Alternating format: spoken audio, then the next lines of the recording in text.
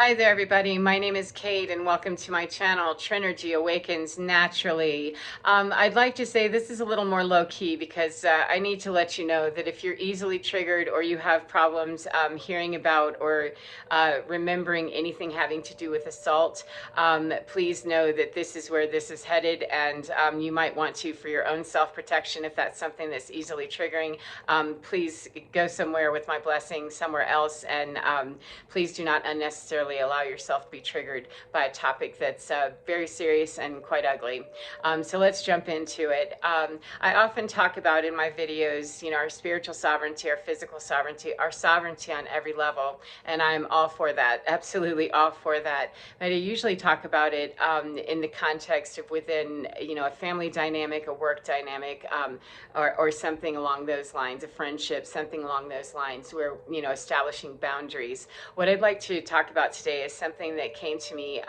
It's something I've never really talked about publicly. I have I alerted people, and it didn't go anywhere. So I figured the best way that I can alchemize that when people ignore, what is a felonious behavior, then I need to talk about that in another way and possibly, just be able to help somebody else to really identify when things just don't make sense or they don't feel like they are quite right. When I talk about separating from people or putting up boundaries and being very harsh, and I mean absolutely ruthless about my boundaries, it's not because I mean that I am a ruthless person and I have no compassion. It's that there's too many opportunities, especially now when people are really falling apart, losing their minds, and they've got zero bearing left on, how they'll go forward, coping with their own disastrous mind. I personally am ruthless with my boundaries. That no, I've been absolutely assaulted in the past on every level, every single level, including physically, and that's what I'm going to talk about today. That I don't play with people anymore about that. If they even smell weird to me, if I get some sense of, then I handle that very carefully and execute it immediately with, if you're a known danger, then that's an NFW, no effing way. And if it's something that I'm sus of, I'm not going to play along with that, because that's a very good way that we can get ourselves hurt. So let me set up the scenario. I was going through a divorce 5 years ago, and I lived in a neighborhood, I lived within a family construct, and a neighborhood where we had neighbors, etc. And we'd been in the neighborhood already, 3 or 4 years. So I knew my neighbors, right? I thought I did. I thought I knew a lot of things, and I didn't know anything. I didn't know myself well enough to know that, yeah, that creepy feeling you're getting, run with that. That's a real good indicator of, yeah, that's not cool.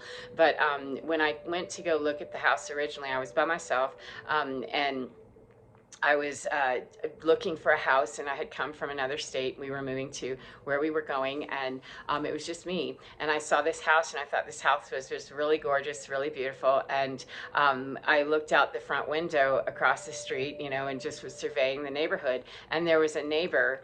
When I looked out the window, there was activity outside at one of the homes, and a big truck, and a Confederate flag, which is kind of a, for me, that's an instant, I have a problem with that because I'm from the South, and yeah, I don't want to be known as that. Thank you.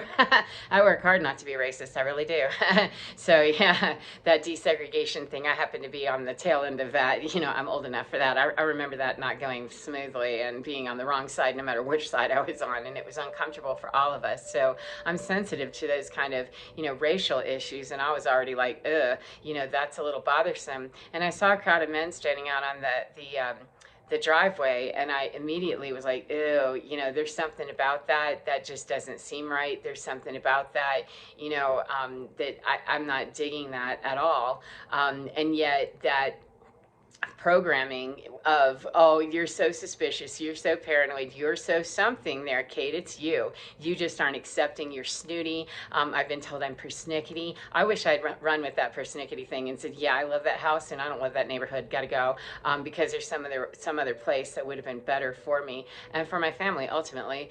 But whatever, I was in ignoring mode and believing that, well, not ignoring, I couldn't ignore the feeling I was getting, the creeps of, ew, I just don't feel good about that. I love this house, but I don't love that. I was very correct in that. What I was incorrect in was assuming that it was me being racist, myself, that I don't like a Southern cracker, or something. I'm like, what am I thinking now? Like I am one. I'm from the South. I mean, I was called a cracker the whole time growing up. So, if somebody else is a racist and I'm looking at them and not liking them, doesn't that make me? I mean, I was going through the whole dialogue about how I could possibly be wrong, that I was going to shade on somebody who had a Confederate flag and make assumptions about, being a redneck or something. Well, it doesn't matter what my assumption was. The feeling of, ew, there's something not right, that's what I really needed to stick with, and I didn't. So, and nobody else knew, anything about it, other than we bought this home and moved in, and we lived there, as I said, 3 or 4 years. And then about 5 years ago is when this happened, that we'd been there those 3 or 4 years, and I started going through divorce, and I was living by myself in my home, and I had a neighbor, that same one, that I never did know anything about that, except that that man, after I got to know him and his family, I realized that, yeah, you're super duper racist. I mean, absolutely terrible racist, misogynist, a whole bunch of stuff. And, I did not appreciate that. But again, I'm like, well, it's, allow people to be who they are. And that's true. I can allow you to be you. However, I'm not going to talk to you or support any bit of that, by giving you any time, supporting who you are, what you are, when you're obviously way out of line for what works for me. Just keep my nose out of it by not pretending that that's a neighbor that I even want to see or have anything to do with, because I can't control him. However, I can certainly control my actions, my time, where I spend it, and what I'm doing. And yet we interacted and did things, with these people, and they were probably 20 years older than we were. So, and what ended up happening was I fell ill. I was unable to ambulate on my own. I was very, very thin, very unhealthy. I was having seizures regularly, and I was quite sick. I mean, not very well taking care of myself. I was not doing well, and I was left alone to be in that state of being, which, that's just the way it was. I can make a whole lot of comment, but that's just the way it was. That was where I was, what was going on, and I was, running out of money all the time and not able to get, adequate health care. And I mean, just all kinds of stuff, and wasn't driving, and, wasn't eating. I mean, for a variety of reasons. So anyway, it just so happened that this neighbor who, when we first moved in, I got the whole lineup of the whole racial issue and misogyny and all kinds of stuff. And he always was shuffling his junk, which really, again, I'm like, okay, that makes me uncomfortable.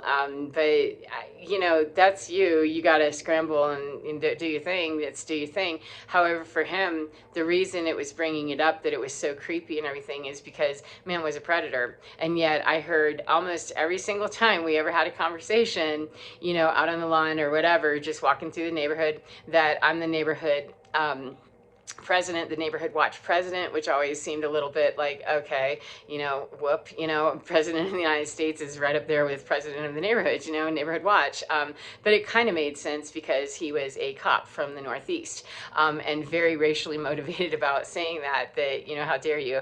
But he was very proud of the fact that he was a cop, and retired cop, and he was also retired Marine. He had the whole Marine flag and the whole, everything, that I'm honorable, and blah blah blah.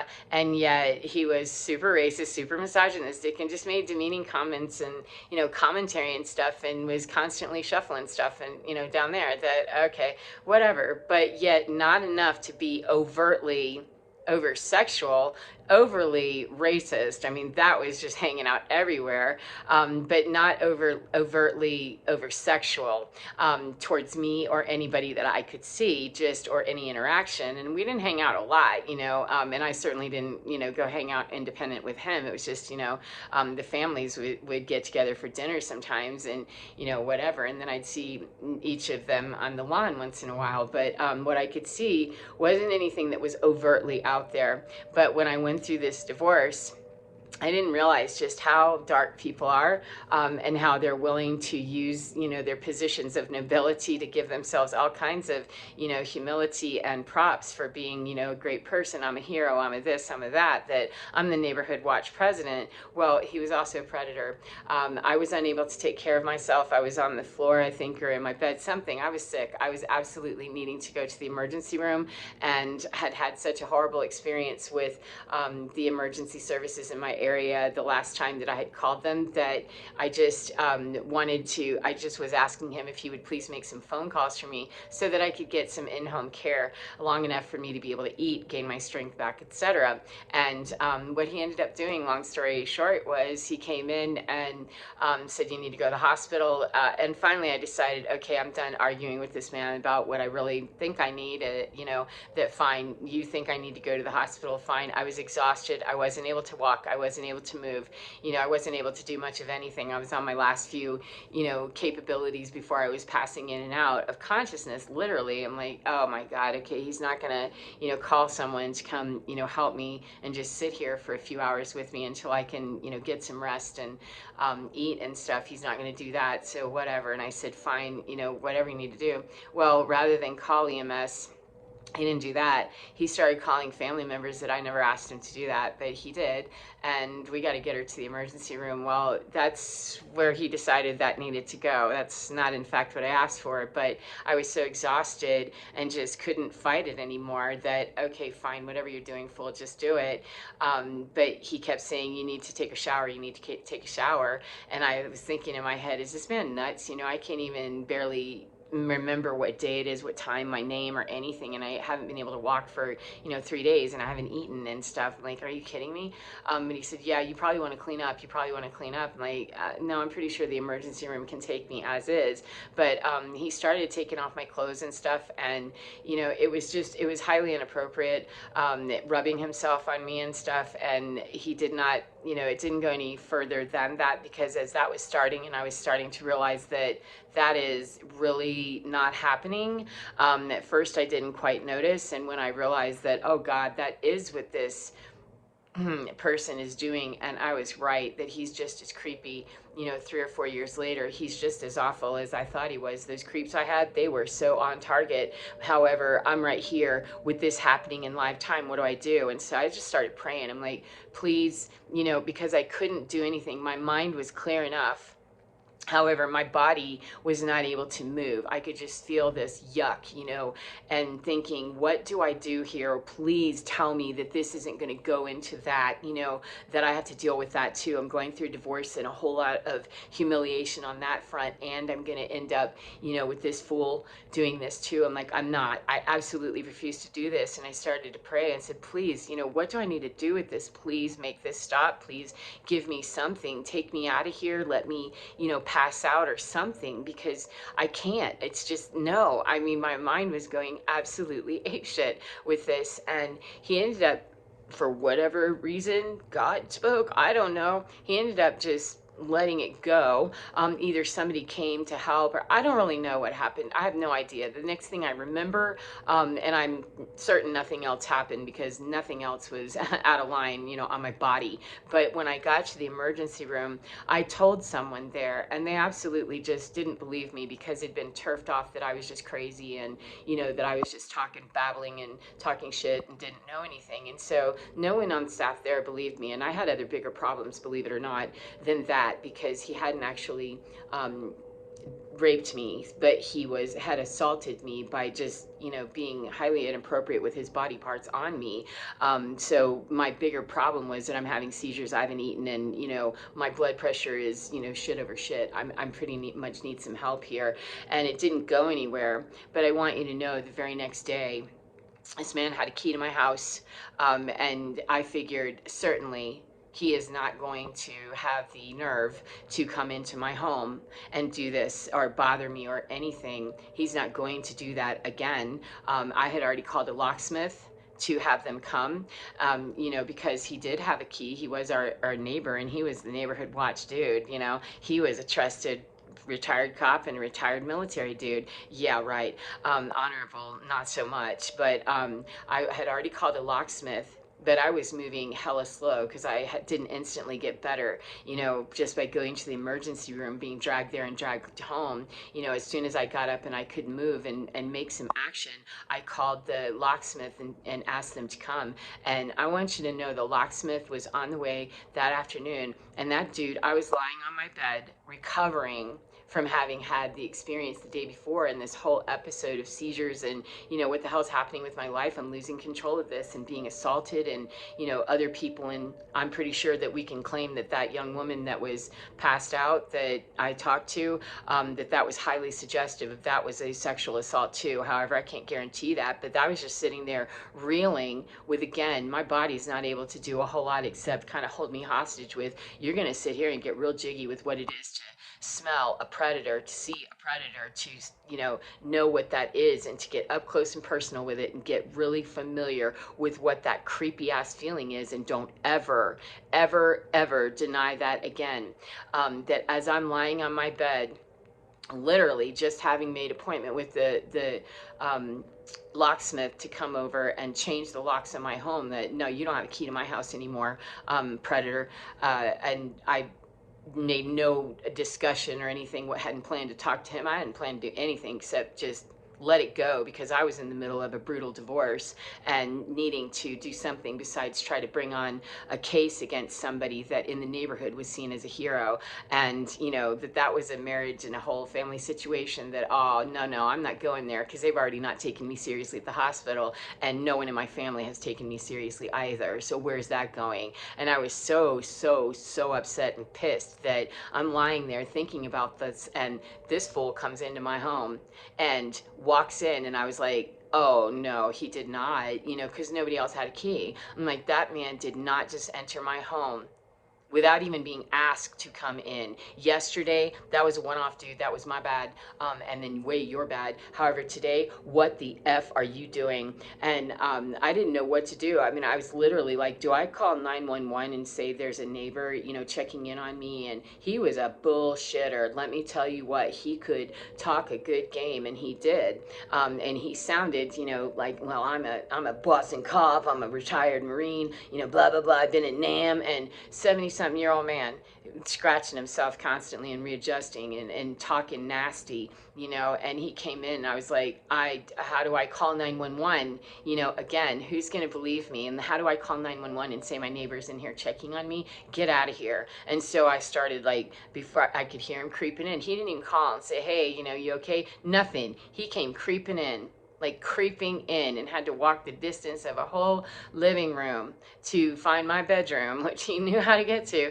He let himself into my room, and I looked over at him and I was like, okay. I didn't say anything, which is quite unusual. I'm one to babble, and get nervous and start, yammering. And in the back of my head, I'm praying to myself, Lord, please don't let this be that this man's going to come here and pick it up where he left off yesterday and didn't get to finish, because I'm going to need to die. I'm not going to be able to do this, because he's disgusting, and I'm already just tapped out with, what kind of bullshit is this? This is too much. You cannot be serious. What are we doing here? And how much insult do I have to go through with this? That, what makes you think that that's okay? And what the, huh? And I really honestly was like, I started bracing myself, and I said, no.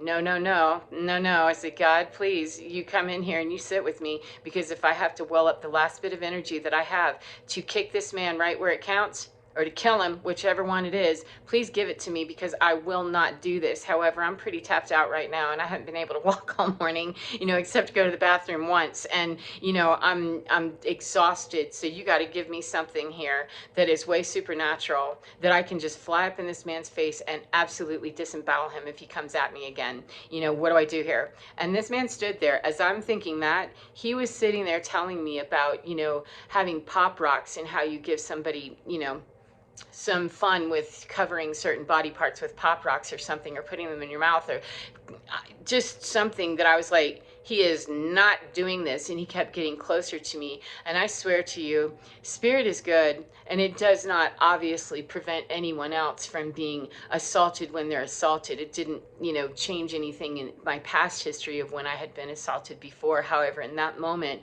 I was thinking to myself, give me enough of whatever it takes for me to absolutely kick this man, punch him, do whatever I have to do, find my phone, do whatever needs to be done, because I refuse to be a victim one more time. I have had it.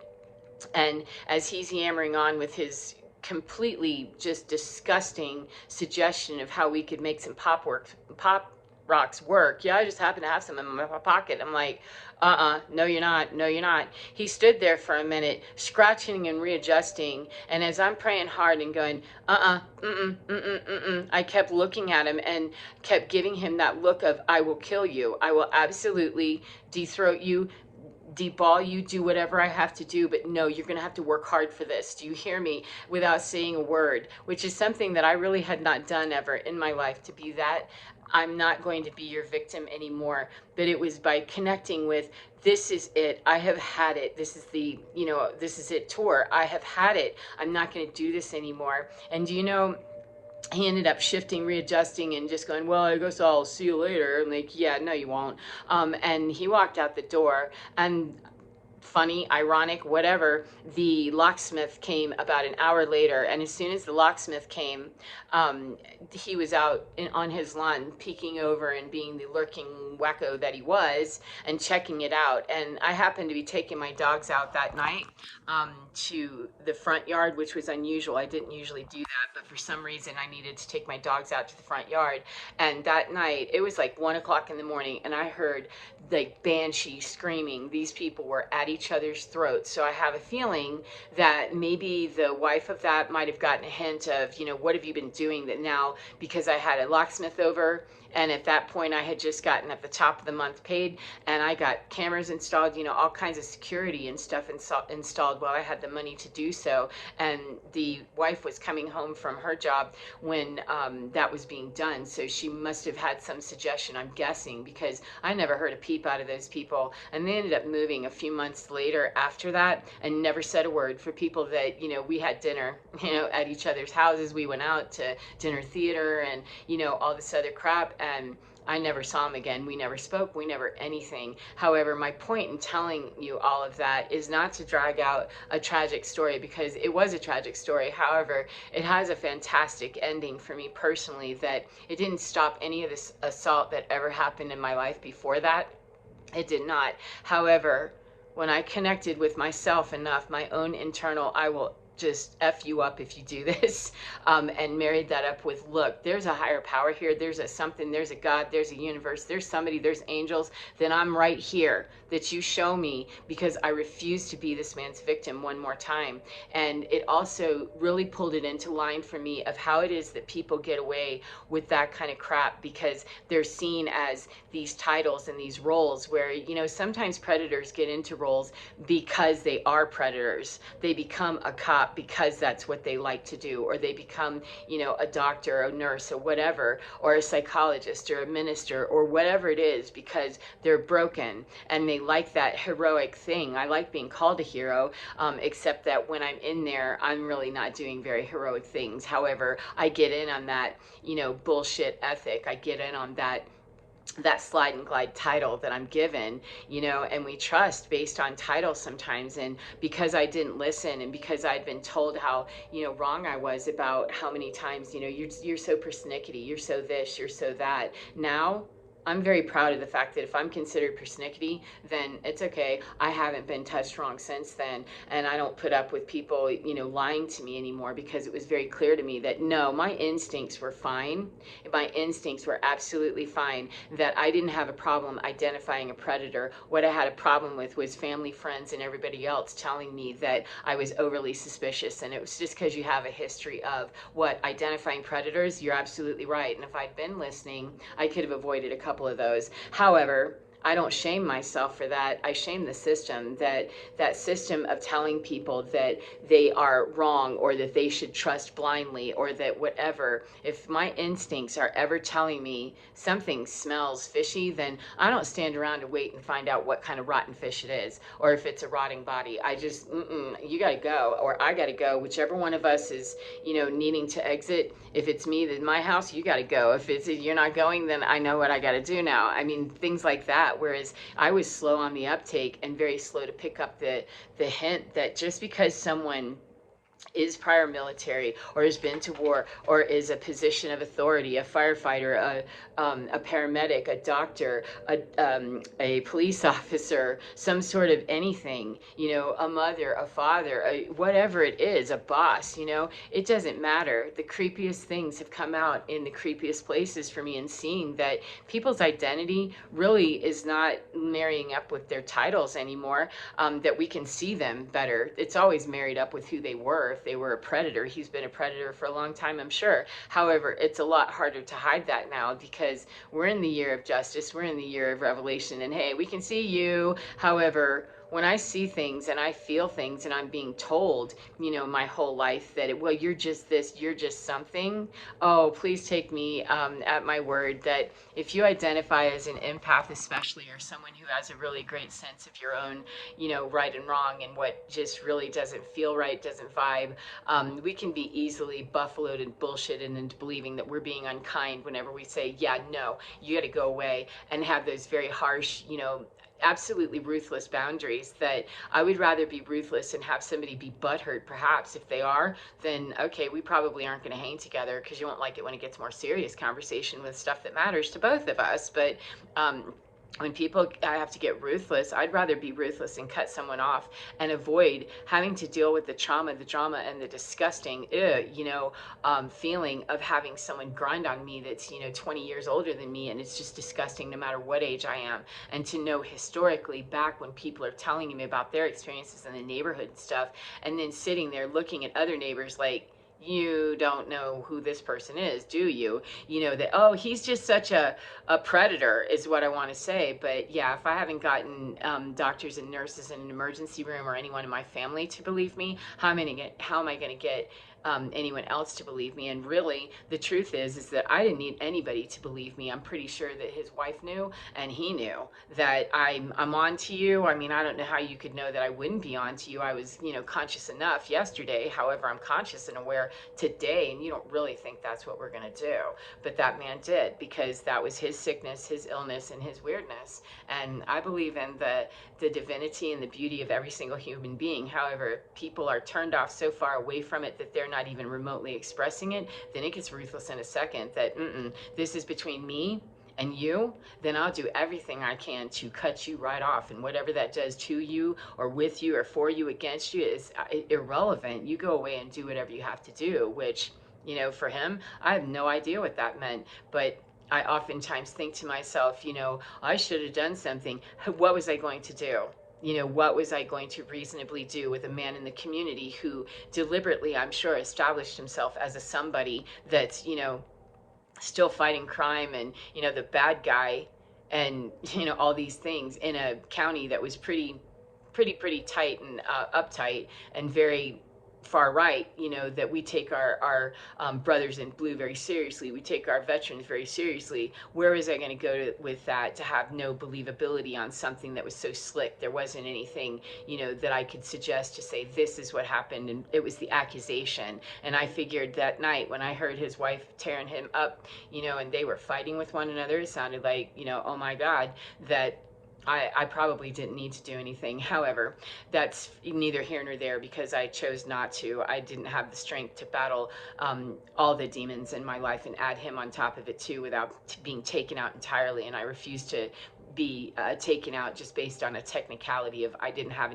enough body left. So that was allowed to move on. And I can only know and pray and absolutely not hope, know that that kind of crap does not go in vain or unnoticed or unchecked. I just personally was not part of that directly, unfortunately or fortunately, however it works. I was not part of that. However, I have gotten, some glimpses into, yeah, that got real hella unpleasant, and leaving without saying goodbye, without even making, contact or looking me in the eye, anybody from over that way, that was enough for me to know that, yeah, that suspicion that had been there already on the other side, that had been kind of suggested, it turned into something a little more noticeable over at that house.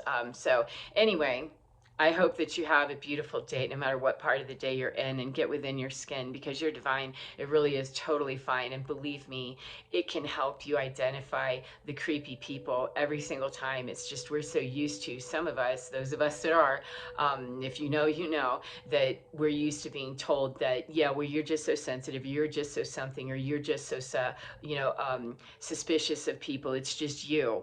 That, yeah, it has been just me a whole bunch of times, and I've been, left in precarious situations, many more than just that one. It just happened to be that that one was sexual and just absolutely physical and aggressive in that way. But it's not that, being I'm so something didn't put me in a terrible harm in other places of my life. And so now, ruthless, my intention is to meet everybody where they are and assume the best about them. However, to see the potential of a human being that's not showing me their potential of anything except their beastie and their sexual predator, I'm gonna take them for what they're presenting, not what I know they can be. Because, seeing someone in their Christ energy, that's all lovely, that's beautiful, and that's an empath's, one of our greatest skills is to be able to see the Christ in everybody. And I can also see reality, which is that ain't you, dude. You're presenting as a sexual predator, then I'm gonna treat you like one. Even if you look like your butt hurt and got your feelings hurt and all that, I'd rather that a person walk away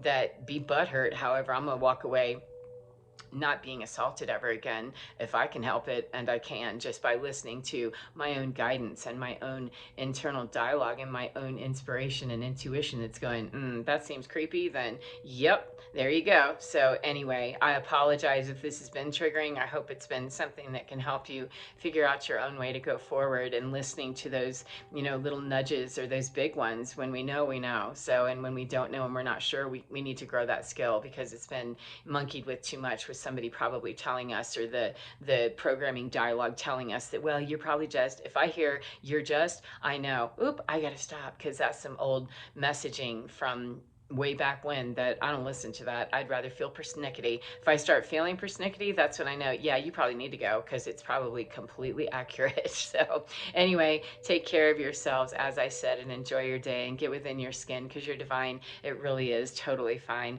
Take care, my friends, and I will see you again next time. Goodbye.